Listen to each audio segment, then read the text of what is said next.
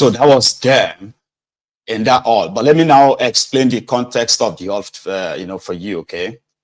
So according to the reports, that was, those were the delegates from all the 19 Sharia and Middle Belt states of northern Nigeria. You get that now? So they sent delegates from everywhere to come in and, register their readiness to be part of a coalition. All right. And in that space, a lot of them gave, their own speech and all of that to talk about how Nigeria is this, and then why they had to come together to save Nigeria and the rest of that.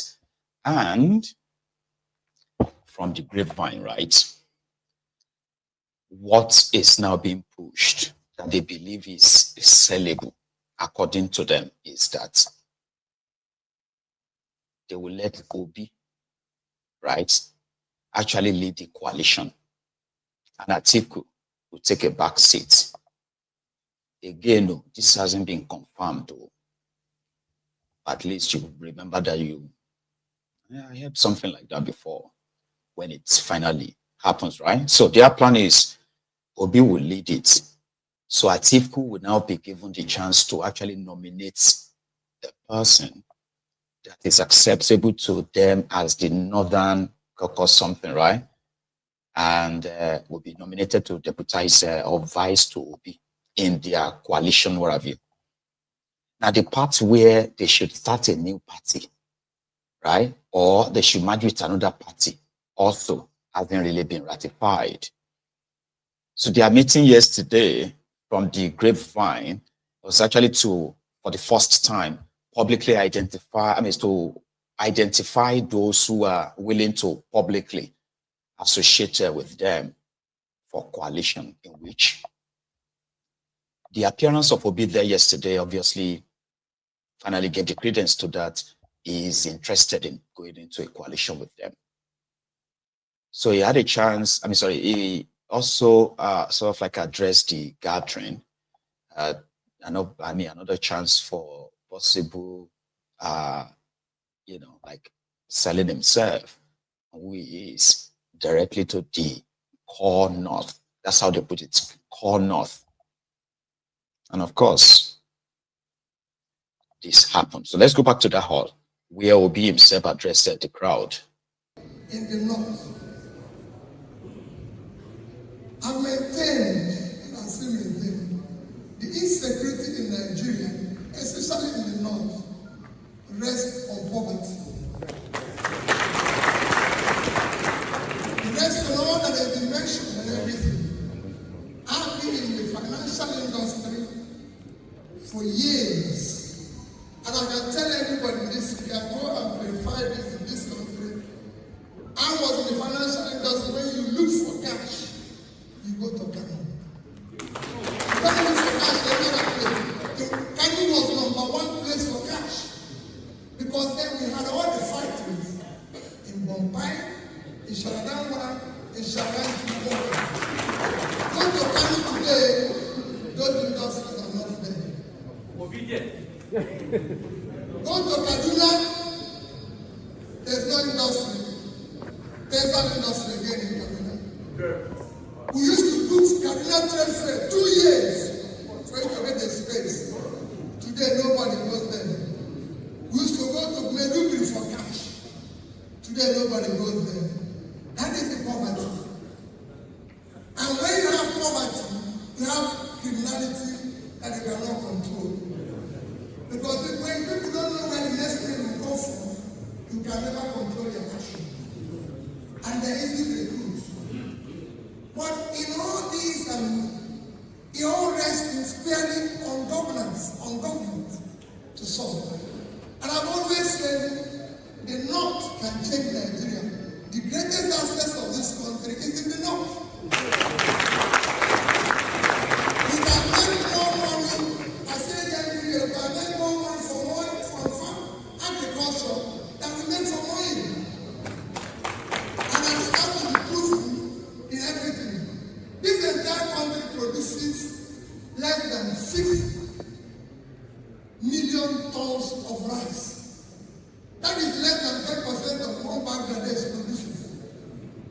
Bangladesh is a country that lives on 148,600 square kilometers of land. That is the size of 2 northern states. Niger at 76.3 and Borno at 70.8 is equal to Bangladesh. And Bangladesh has a population of 170 million. So if you divide their 146 by this thing, it's less than about 800 square meters, when these two states have over 13,000 square meters. It's a huge land. Niger State has most arable land in this country, cannot feed itself. It's 76.3 thousand square kilometers. They are not exporting anything. Netherlands, with 33,000 square kilometers. So Niger State is 2.5 times size of Netherlands. Yet, they exported 124 billion euros, about over $130 billion of agricultural exports. That is exactly 2.5 times what we get from oil. One state. The story is the same everywhere. So the solution is in the north. Look at a state like Taraba. Taraba can produce all the tea and coffee we need at the parks of Mambila. Taraba is 54.4 thousand square kilometers. Serenика, that is making all their money from tea today, is 65,000 square kilometers. If you divide it by the population,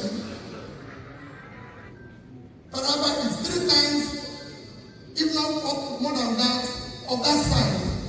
And they make $1.5 to $2 billion from tea. And all these things, I drive around the north and I feel pain. This year I've been to Kafanchan, to Kaduna, to Katsina, to Jigawa, all this along my road. And you see loads of uncultivated land. Go to Morocco and travel from Casablanca to the port of Pinjin on both sides. And you see the difference. We can change the north. Agricultural land that is in the north is dead.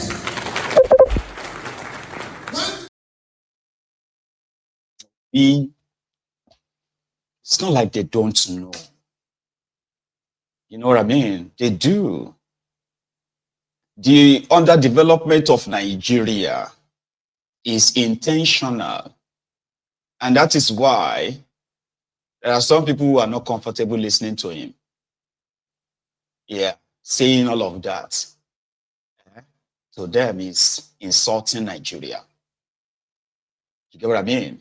Telling them that, look at what is wasting, look at what we can do, Bangladesh, Morocco, Egypt. It goes on and on and on to give an example that is always imagining himself to say, I mean, we could try this and that. And some people will be like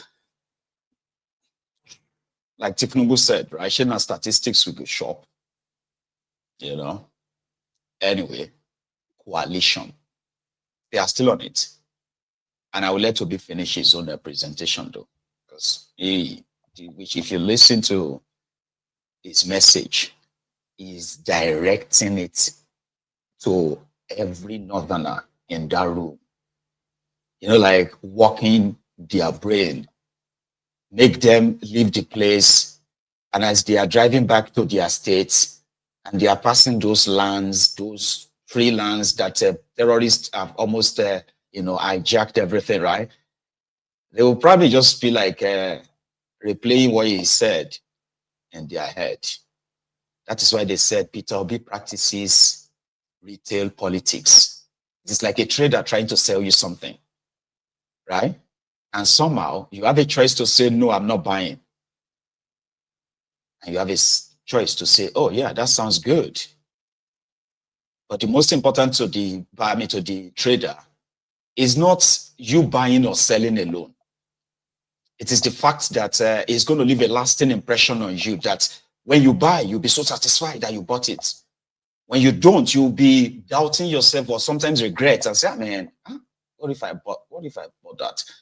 That is called retail politics.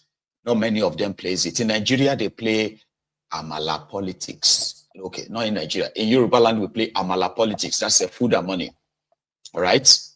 So in eastern part of Nigeria, they play ego politics is about money. So once you pay them, they don't care. I'm talking about those of them involved. In northern part of Nigeria, well, I think it's both, like fura tuwo, the nono, as well as kudi, money, sort of. So the politician that gives out money, food, and maybe you just garnish it with a scholarship, all right, scholarship and maybe empowerment as well. They are considered as the best politicians and good politicians in that contraption. So that's their logic. So somebody coming to talk to you and say you politics is like, will give me anything. No, we know they give any shishi. Okay. But still, he managed to get millions of people, right? Not only to buy what he sold, right? They invested their money in ensuring that the message, went far. So he's back to it now. And if you listen to him very well, you realize that he's addressing his audience, the audience that is launching the coalition against Ifnumbu for the first time. Let him finish. Come on. I've been to prisons, I've been to places to see what is happening. We need to change it. It is very easy. We need to invest in education. We can't talk about free universal education when people are not going to school and children are not in school. I have taken time to go to the north, sat down with our Rwandese children. They are the most brilliant people God created. Because I could see children in 9 years and 10 years memorizing Quran. If they can't go to school, we'll take school to them. Where they are learning Quran, they can learn English, they can learn mathematics, they can learn it. It's very easy. And we are doing it in Kaduna and it's working. I went to one in Kaduna, I even visited there with my brother that when they provided them, I'm paying their teachers now, provided them toilets, provided them everything. If you see the kids, they are changing. Let's invest in them. That's our assets. That's the assets we need. That's the doctors we need. We have a great country that can be changed if our leaders can change the human being, invest in humanity. It is very easy, it's not a big problem. And all I plead with all of us, like Kino speakers, is for us to build trust. I know we have issues here and there and everything. This is time for us to build trust among ourselves, believe that we are one, and we can save this country. Countries are survived by population. This is time to remove our division. We have all tried, we voted religion. Let's vote competence. It is time to go and vote. Let's vote capacity and competence and everything. Let's make this work. It can work. There's people who, let's hold our leaders responsible. This time Ukraine is about 600,000 square kilometers. The entire north is about 20% more than Ukraine. And they are one that give us Ukraine to support us for nothing. And people accepted Ukraine. When the entire north can support Ukraine, we cannot continue that. It is unfair to us. Like I said before, Bangladesh produces about 50 to 60 million tons of rice. Nigeria cannot produce 10% of that. The entire Nigeria is 6 times the size of Bangladesh.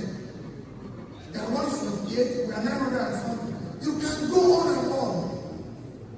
Small states like Vietnam that came out of war can feed itself and export food. 5 states of the north, Vietnam is 300,000. 5 states of the north, Niger, Borno, Taraba, Kaduna, and Bauchi is about 300,000 square kilometers. That's what Vietnam is. And today Vietnam does 10 times our export. My dear people, our problem can be solved from the north. When we take the focus and invest in the North, what the North requires is investment, support, policies that can drive it, and it is doable, and this is something you can see changing as we start. Thank you, Obi. Beautiful ideas and all of that, but I would want to hear him. Yeah, you know what I mean? And I would love to hear how he's going to use the lands in the North for agricultural revolution, like he's been saying, okay? While half of it is currently being controlled by different terrorists. I would love to hear about, I mean, me, I don't mind though. I would like to hear about his security idea, where, because without them being completely wiped off those areas, and let the people they chased away from their communities return back to their ancestral land safely, sound, and they can go back to their land, different lands, and cultivate the land, right? All those ideas are just like paper ideas. They will never materialize in reality, right? So anyway, after the whole program, where Obi actually stole the show, in fairness, he stole the show.